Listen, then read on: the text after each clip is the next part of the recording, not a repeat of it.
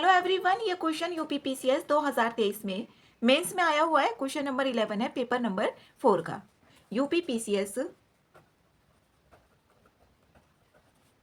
Mains 2023 और इसमें ये 12 नंबर का है और इसमें 200 वर्ड्स लिखने होंगे। तो नैतिक शासन में क्या होगा, जैसे ईमानदारी होती है, सत्य, न्याय जैसे जो सार्वभौमिक मूल्य होते हैं वे सभी इसमें शामिल होते हैं। और जो संचालन होगा उसमें सरकार और सरकार के जो विभिन्न अंग होंगे उनकी भूमिका जनता के साथ कैसी होगी, सहयोग की होगी। और जो नैतिक नेतृत्व के बिना नैतिक शासन एक अधूरा होता है। फिर यहाँ पर लिखेंगे जो नैतिक शासन है उसके प्रमुख तत्व कौन कौन से इसमें तत्व होंगे और उसमें एग्जाम्पल भी देना है वहां पर। और फिर उसमें फिर लिखना है नैतिक शासन की प्रासंगिकता क्या है, फिर उसके बाद निष्कर्ष। तो यहाँ पर नैतिक शासन के बारे में बताएंगे। जैसे नैतिक शासन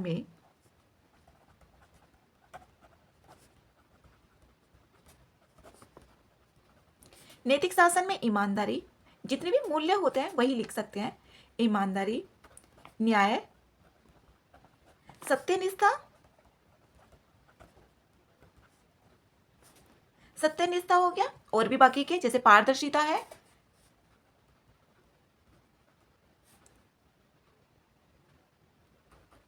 पारदर्शिता, निष्पक्षता आदि जैसे मूल्य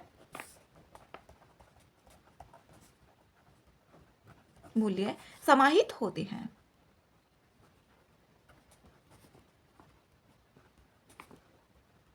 इसके बाद लिखेंगे यहां पर शासन संचालन में सरकार और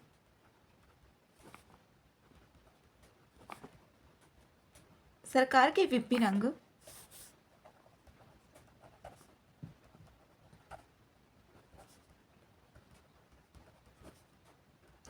अंगों की जो भूमिका होगी, भूमिका जनता के साथ सहयोग की,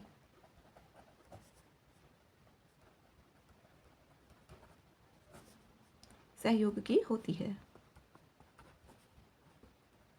और नैतिक नेतृत्व के बिना नैतिक शासन अधूरा है।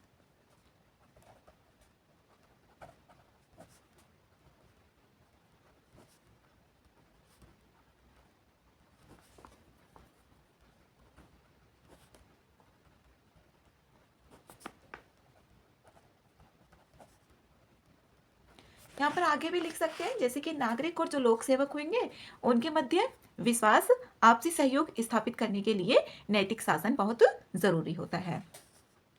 नागरिकों और लोक सेवकों के मध्य आपसी सहयोग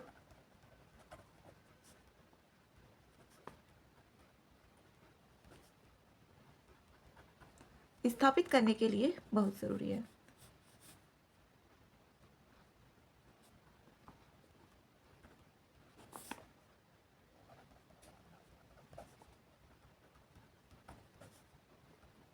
अब यहां पर लिखेंगे नैतिक शासन के प्रमुख तत्व।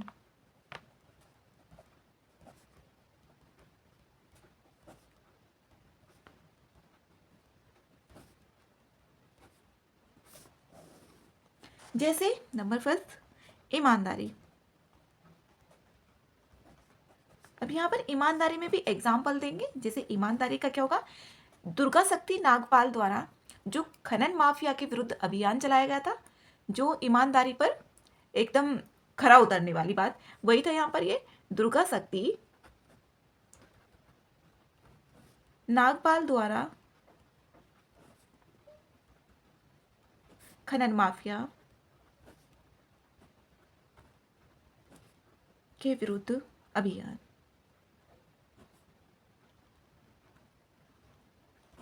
उसके बाद यहाँ पर अखंडता एवं एकता, सबकी इसमें एग्जाम्पल पता होने चाहिए।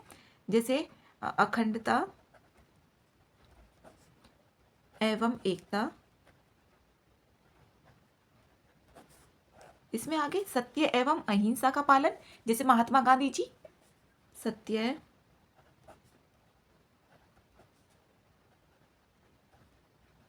अहिंसा का पालन,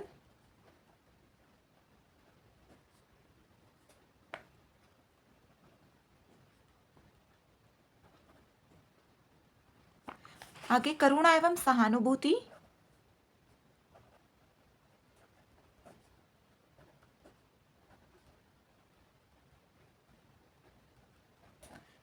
करुणा एवं सहानुभूति, इसमें यहाँ पर एग्जाम्पल भी लिखा जा सकता है सहानुभूति का।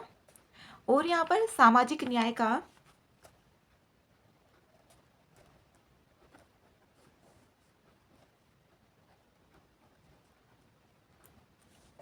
जिम्मेदारी पूर्वक,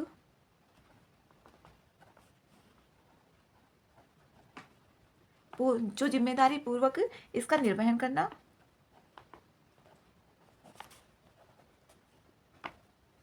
कुशल नेतृत्व,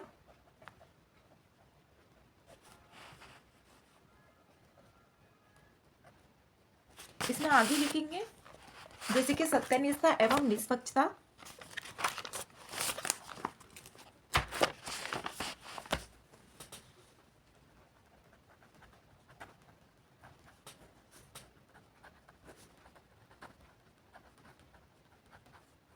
इसका यहाँ पर एग्जाम्पल भी देना है। सत्यनिष्ठा का भी एग्जाम्पल दे सकते हैं और निष्पक्षता का भी, जैसे कि जो भारत में सीवीसी है, सीवीसी यहाँ पर केंद्रीय सतर्कता आयोग, उसकी स्थापना,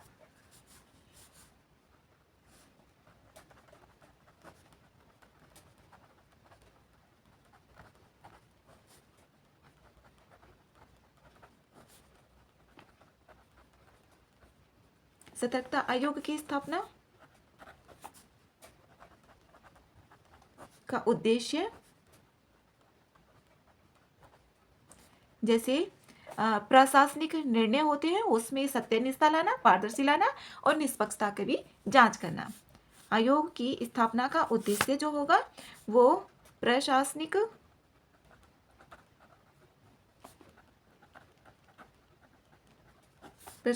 निर्णयों में सत्यनिष्ठा, पारदर्शिता और निष्पक्षता की जांच करना।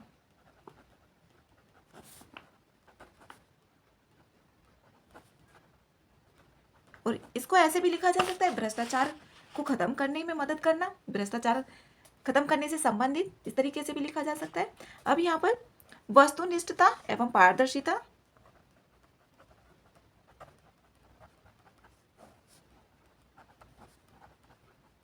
ये यहाँ पर इसके उदाहरण हैं।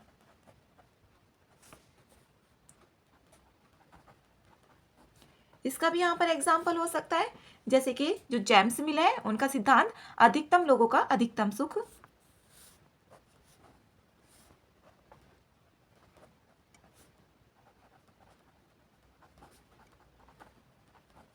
जेम्स मिल का सिद्धांत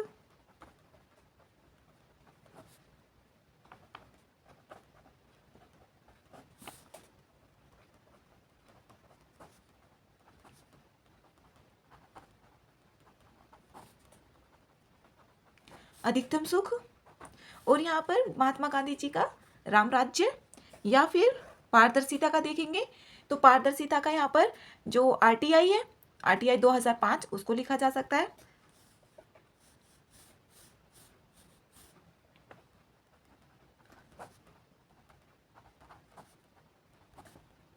राम राज्य, महात्मा गांधी का राम राज्य, ये नैतिक सदाचार का एग्जाम्पल है,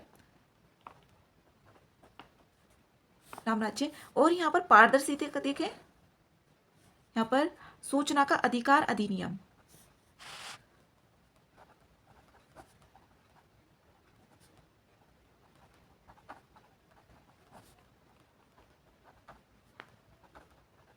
नियम 2005, ये पारदर्शिता के लिए है।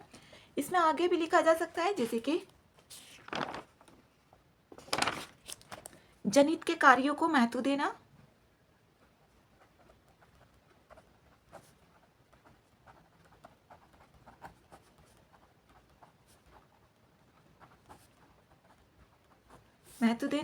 और विधि के शासन की स्थापना करना,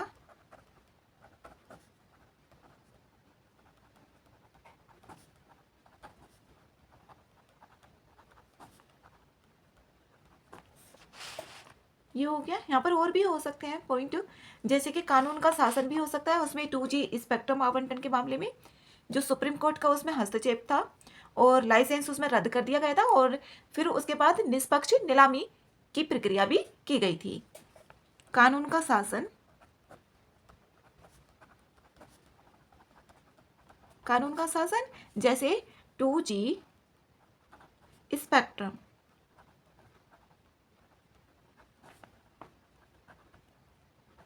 आवंटन यहाँ पर ये, और इसके यहाँ पर उसके बाद भागीदारी भी हो सकती है। भागीदारी, भागीदारी में यहाँ पर एग्जाम्पल होगा ग्राम सभा। उसमें ग्राम सभा में क्या होगा, जो ग्राम सभा की बैठकें होंगी उसमें सहभागी तरीके से निर्णय लिए जाएंगे। पंचायत राज प्रणाली, भागीदारी में पंचायत राज प्रणाली। इसमें आगे यहाँ पर नैतिक शासन की प्रासंगिकता देखेंगे।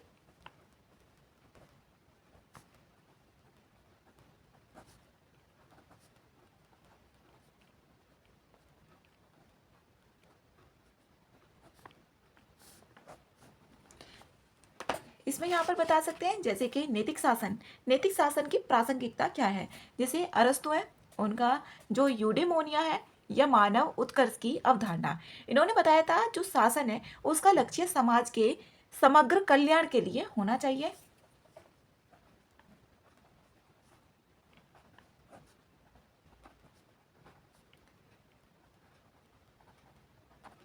मोनिया या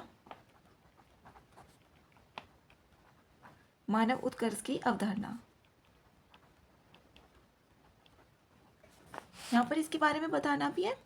जैसे कि शासन का लक्ष्य है समाज, जो समाज का समग्र कल्याण, शासन का लक्ष्य समाज का समग्र कल्याण होना चाहिए। इसमें यहाँ पर आगे जो नैतिक शासन होगा उसमें ना केवल भौतिक और आर्थिक पहलुओं पर ध्यान दिया जाए, बल्कि नैतिक, मनोवैज्ञानिक और सामाजिक आयामों पर भी, जो भी ये आयाम होंगे उन पर भी ध्यान दिया जाना चाहिए।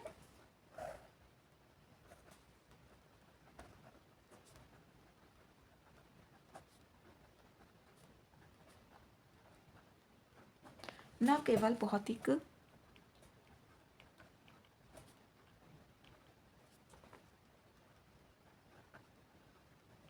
भौतिक और आर्थिक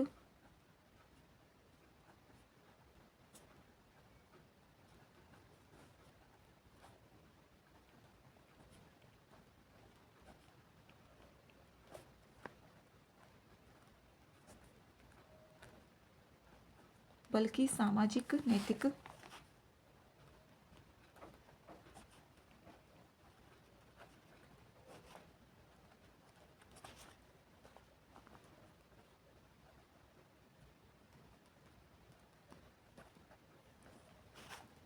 पहलुओं पर भी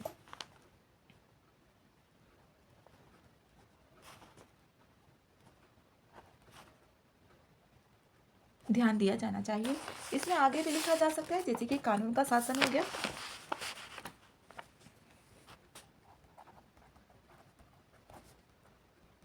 कानून का शासन प्रशासन में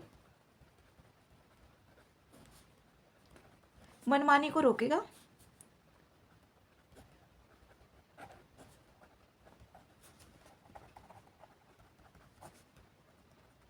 जिससे विवेक के गलत जो भी बुद्धि होगी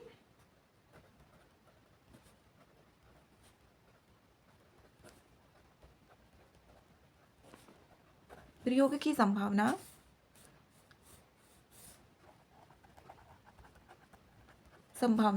कम हो जाती है।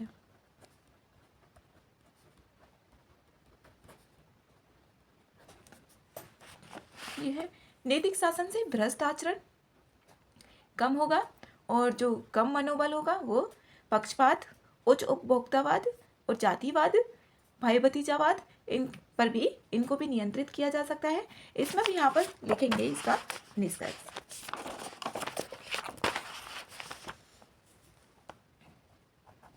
इसमें निष्कर्ष लिखेंगे नैतिक शासन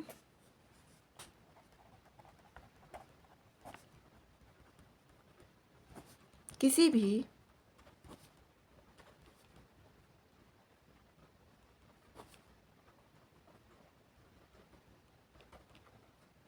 लोकतांत्रिक प्रणाली के लिए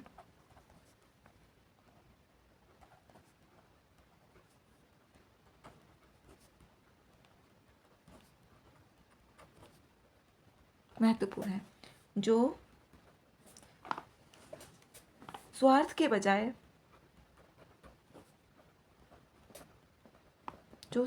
बजाय सामूहिक भलाई की सेवा करे, जो स्वार्थ के बजाय सामूहिक भलाई होगी, सभी की भलाई, सामूहिक भलाई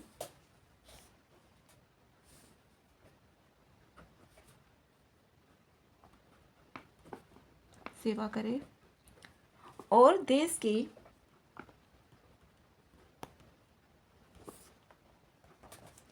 शासन मशीनरी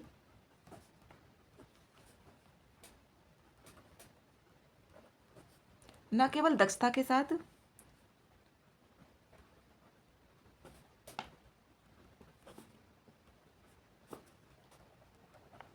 बल्कि नैतिक अखंडता और समग्र कल्याण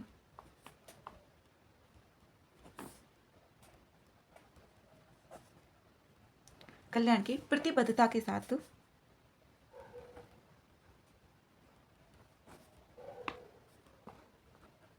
संचालित हो।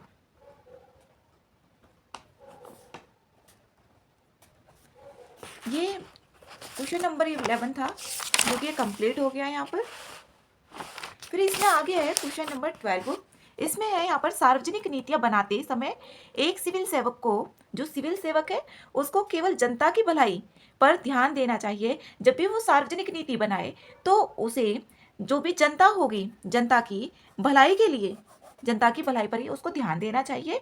और उन नीतियों को लागू करते समय उसमें संभावित जो अनपेक्षित है परिणामों का अनुमान लगाने की दूरदर्शिता होनी चाहिए। क्या आप इस कथन से सहमत हैं? अपने उत्तर के लिए युक्ति तथा प्रमाण प्रस्तुत कीजिए। इसमें ये बताना है यहाँ पर। और ये यूपी पीसीएस 2023 के मेंस में आया हुआ है और ये 12 मार्क्स का है और इसमें 200 वर्ड्स लिखने हैं। इसमें यहाँ पर सार्वजनिक नीतियां बनाते समय सिविल सेवक को केवल जनता की भलाई पर ध्यान देना है। तो इसमें यहाँ पर बता सकते हैं स्टार्टिंग से, जैसे कौटिल्य है, जो कौटिल्य के अनुसार अर्थशास्त्र में लिखा गया है कि जो कौटिल्य की पुस्तक है उसमें लिखा गया है शासक को सार्वजनिक नीति, जैसे सार्वजनिक नीति बनाए तो उसमें प्रजा के हित को ध्यान में रखना है, ना कि स्वयं के हित को। यहाँ पर इससे स्टार्ट कर सकते हैं। कौटिल्य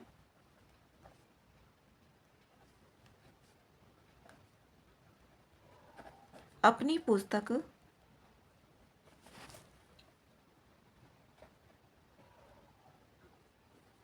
अर्थशास्त्र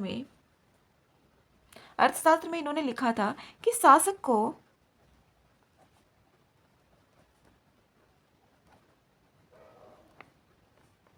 सार्वजनिक नीति निर्माण करते समय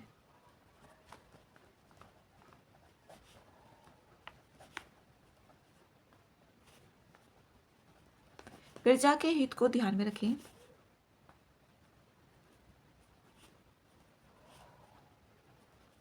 प्रजा के हित को ध्यान में रखें, ना कि स्वयं के हित को।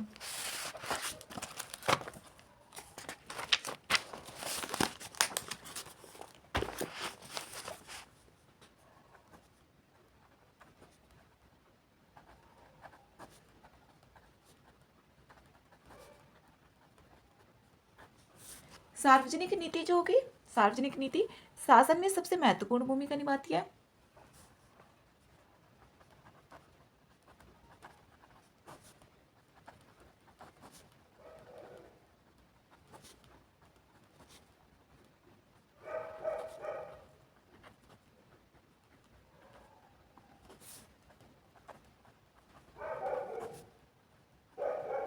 ये है यहाँ पर। अब कैसे निभाएगी ये? जैसे जनहित को सर्वोपरि स्थान देना,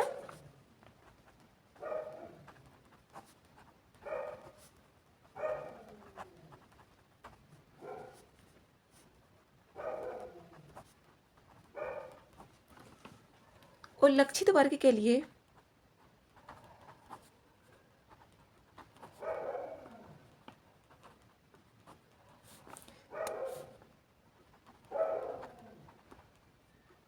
नीतियां बनाना। अब इसमें आगे लिखेंगे सामाजिक नीति के, जो सामाजिक नीति है उसके तत्व।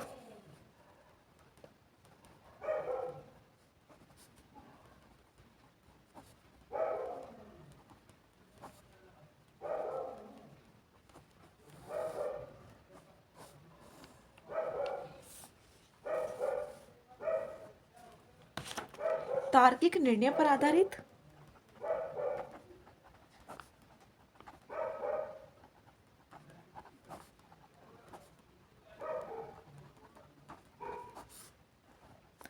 और यहाँ पर व्यक्ति और वंचित वर्ग को ध्यान में रखेंगे।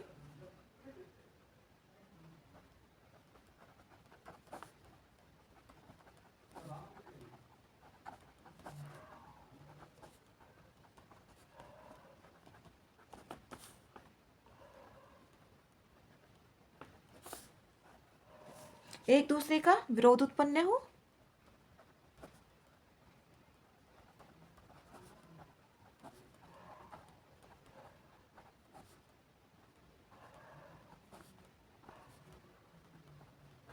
दूरदर्शी नीति का निर्माण करना, उसमें बोला भी है क्वेश्चन में।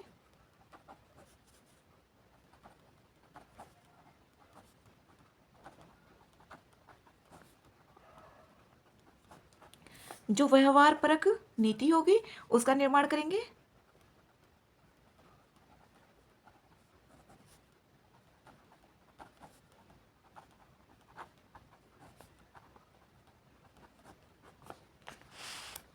हाँ, इसमें आगे ड्रॉर के अनुसार, ड्रॉर के अनुसार देखिए आप, एक तर्कसंगत नीति तैयार करने के लिए समस्याओं की पहले पहचान करेंगे।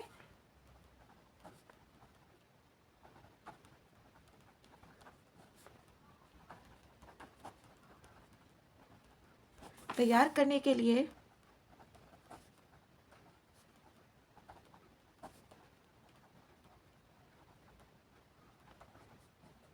समस्याओं की पहचान करना, संसाधनों का मूल्यांकन करेंगे,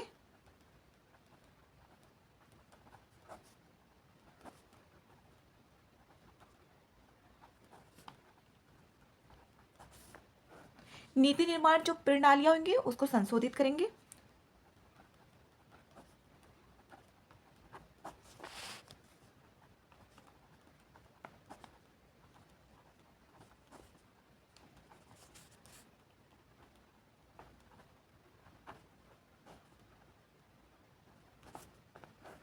और नीतियां बनाने की जो रणनीतियां होंगी उनका निर्धारण करेंगे।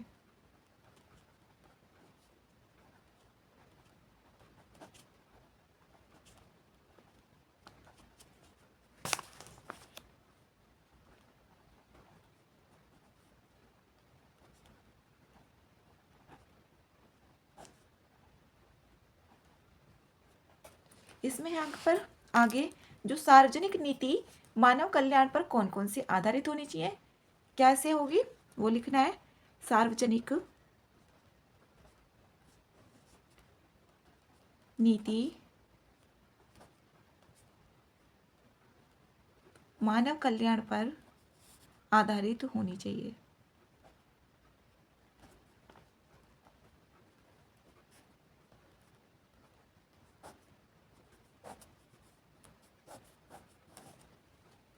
जैसे न्याय के सिद्धांत की स्थापना,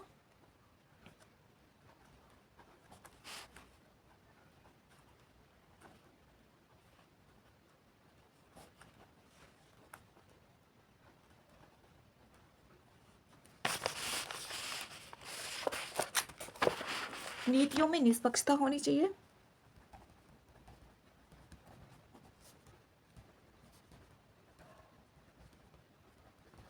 नीतियों में निष्पक्षता, और जो अल्पसंख्यक समुदाय होंगे उनको ध्यान में रखा जाए।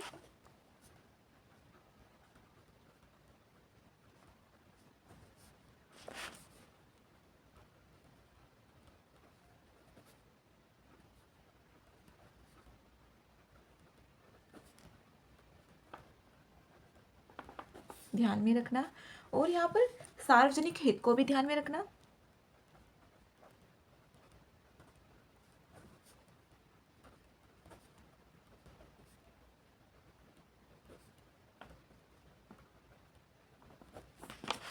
पारदर्शिता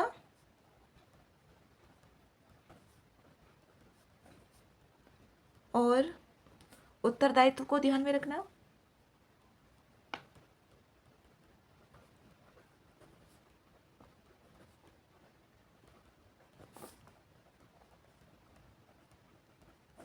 ये है यहाँ पर, और इसमें आगे भी हो सकते हैं, जैसे कि नीतियों, जो नीतियाँ होंगी उनके लक्ष्यों को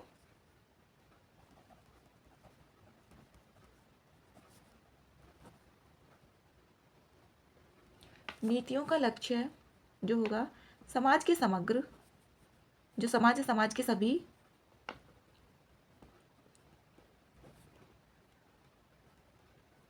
समग्र कल्याण पर आधारित हो।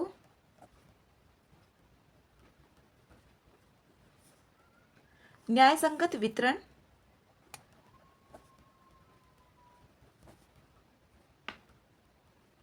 न्यायसंगत वितरण होना चाहिए। और यहाँ पर जैसे कि स्वायत्तता,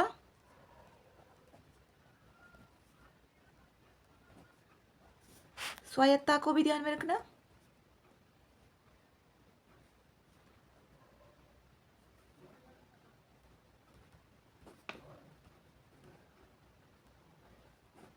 अब इसमें यहाँ पे लिखेंगे निष्कर्ष। निष्कर्ष में जो नीति निर्माता होते हैं उनकी जिम्मेदारी यह होती है कि वो जनता के सर्वोत्तम हित में कार्य करें, या जब नीति बनाए तो जनता के सर्वोत्तम हित के लिए जो भी नीतियां हों उनको बनाए।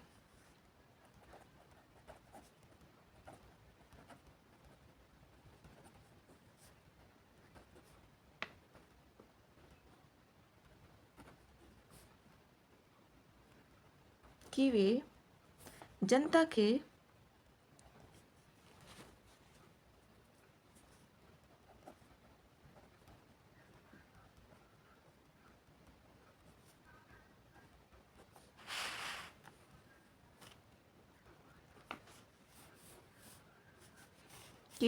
के सर्वोत्तम हित में कार्य करें। जैसे भारत सरकार की योजना का एग्जाम्पल दे सकते हैं।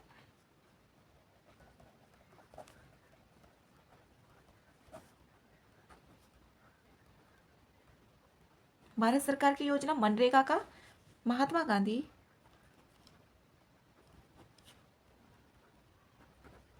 राष्ट्रीय ग्रामीण रोजगार गारंटी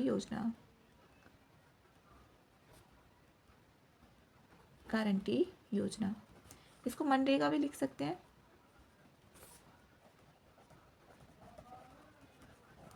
मनरेगा समाज के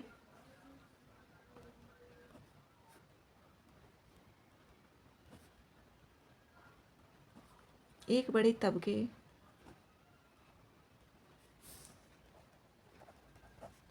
के हित को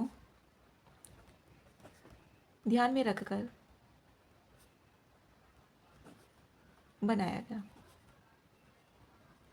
जिसके परिणाम भी देखने को मिले, जिसके सही